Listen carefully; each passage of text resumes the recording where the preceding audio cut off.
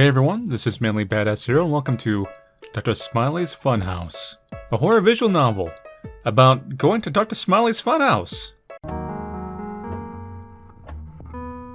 Your name is Adrian Michael. You've never been a very happy kid. Bullied at school. Unloved at home. You have nowhere to go. So now you're going where the rest of the bad kids go. You still remember the day she took you there. It was storming. Fitting weather considering the dreadful nature of the day.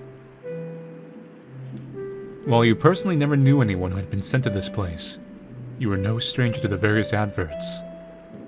Supposedly, it's the best place for the naughtiest of children. You scoffed to yourself. What a joke.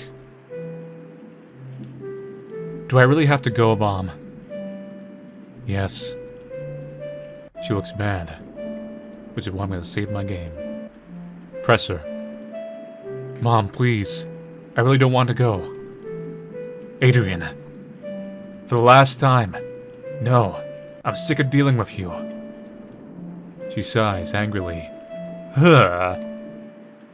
I warned you that if you didn't shape up this would happen. That shut you up quickly. The rest of the car ride is spent in tense silence. You wipe away a few silent tears. We're here. This place looks normal. Nickelodeon made a school, I guess. I can already imagine the theme song. Welcome to Dr. Smiley's Funhouse. Come on and have fun! God, the inside of this place is even worse. Well, looks like nobody's here. Guess we should go... Not so fast. She points to a small service bell on the counter. Now we wait. It takes a moment, but you hear shuffling behind the door that's labeled staff only. Hello there. You must be Adrian.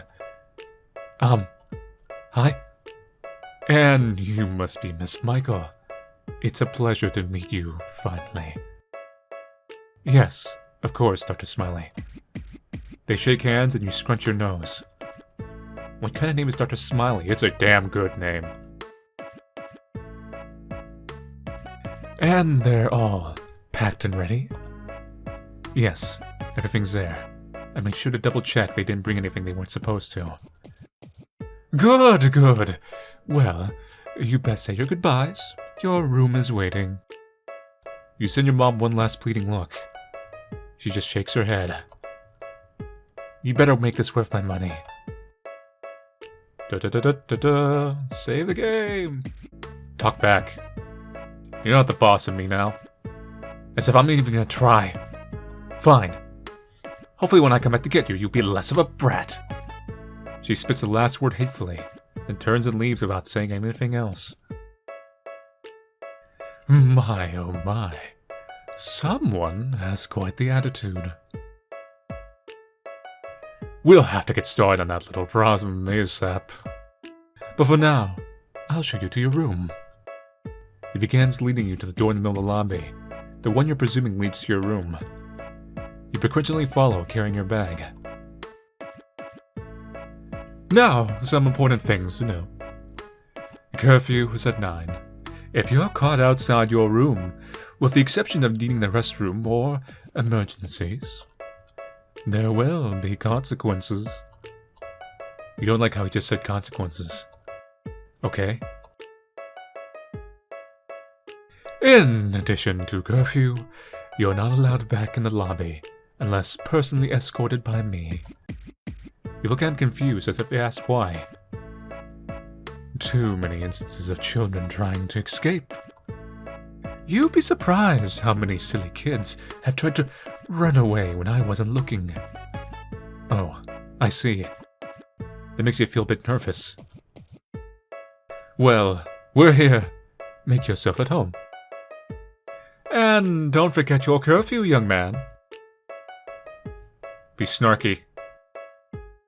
I don't care about some stupid curfew. My word! You have quite the mouth on you, don't you? You just glare at him.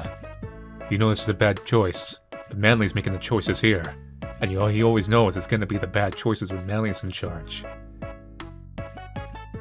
I simply cannot wait to get to work on your case. He ushers you into the room and then leaves. Don't forget to smile! The room is nothing like the lobby. It's stale, colorless, and dreary. White sheets, white furniture, white walls. God, it's like a hospital in here. You decide to look around a bit. Looks like there's a VHS tape next to the TV. It has a label that says, "Watch me." Watch me save the game. Play it. You hesitantly put in the VHS tape. No signal. Huh? Oh, here we go.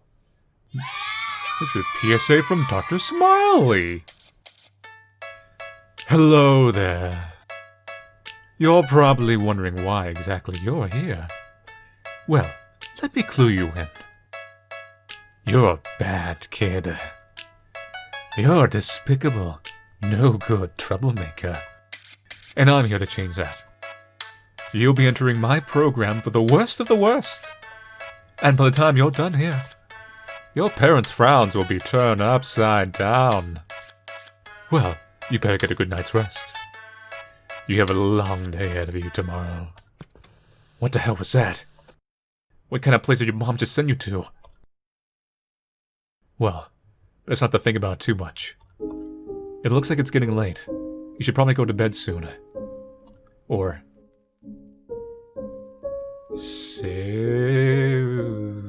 stay up and read. Out of your bag, you pull one of the books you brought with you. There's no phones allowed policy, and you have to entertain yourself somehow after all. You look down at the cover. It's about sports. Somehow it keeps you a little bit happy in these harrowing times. You start losing yourself in the book, staying up long past the curfew. You feel yourself getting a little sleepy, and you start thinking about calling it a night. Why is everything spinning? You stand up to gather yourself, but find you're too wobbly on your feet and you plummet to the floor. Everything is spinning and blurry, and you feel like you're floating on air. Before you let the darkness overcome you, you notice one thing. You could have sworn the air smelled faintly sweet.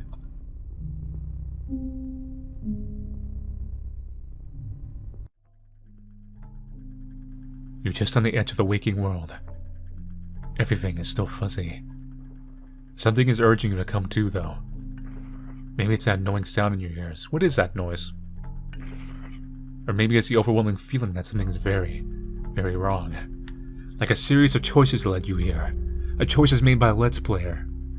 Perhaps this Let's Player doesn't necessarily have your best interests in for you. Perhaps they gain entertainment, or are curious about other options, so they chose the worst one first. Sadly, you are not on the correct timeline. Well, well, well. Look who finally decided to wake up. It's about time, sleepyhead.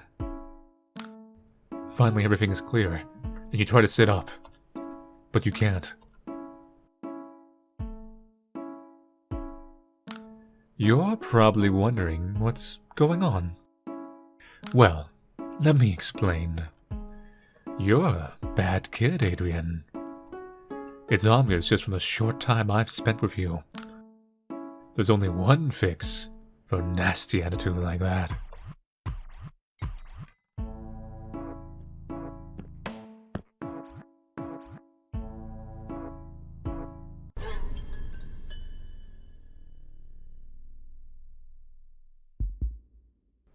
I guess you're not trying to just make a metaphor about it being knifed to meet me. I think it's time someone taught you what happens to bad kids. Bad end. Or should I say the bad kids end? Maybe head to bed? I'm not sure if it's a point system or if it's just the last choice. You decided to do, in fact, you need a good night's rest to deal with that crazy man's antics tomorrow, whatever they may be. You lay down on the strangely sterile-seeming bed, trying to get comfortable with nothing but a thin sheet and stiff mattress to your name. You toss and turn, unable to get that stupid VHS tape out of your head. You really had no idea what you were getting into, or more so what your mom had gotten you into. Thoughts of different things the doctor could do cross your mind as you restlessly try to drift off. Maybe he's just kind of weird, you know? Maybe he's got some unfortunate deformity, that mask or something. Or maybe he has something more sinister planned. You are no stranger to the weird stories you heard at school. Not that you ever really believed them. You try not to think too hard about that. Eventually, with a lot of hard work focusing on other, less morbid things, you drift off to sleep soon enough. Are we okay? Nope, we're dead. Yeah, so it's a point system. So this seems to be like the same ending? Okay, no, it's a little different. You're probably wondering what's going on. Well, let me explain. You're a bad kid, Adrian. It's clear from what your mother told me. You're headed down a bad path, and it's my job to stop that. So let me show you what you're in for if you don't shape up your act.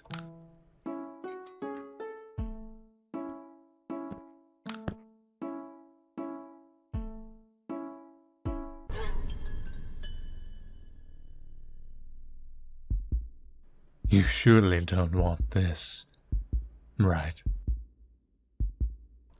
You aggressively shake your head. Then it seems you better get your act together. Now that you know what you're in for, I think it's time you go back to sleep. You struggle against your restraints, not trusting him, but he puts a mask on your face regardless. It doesn't take long before a sweet smell hits your nostrils. You try to continue struggling, but now you feel a million miles away again. You give in to the exhaustion. Good end. For now. So that's it for the Dr. Smiley's Funhouse preview. Dr. Smiley seems like a very fun person. They are all smiles. But if I had to give any criticism, I would say that, you know, Dr. Smiley needs a musical number. I feel like Dr. Smiley's the type that would have a good musical number. You know what I mean? Like a good song to cheer people up.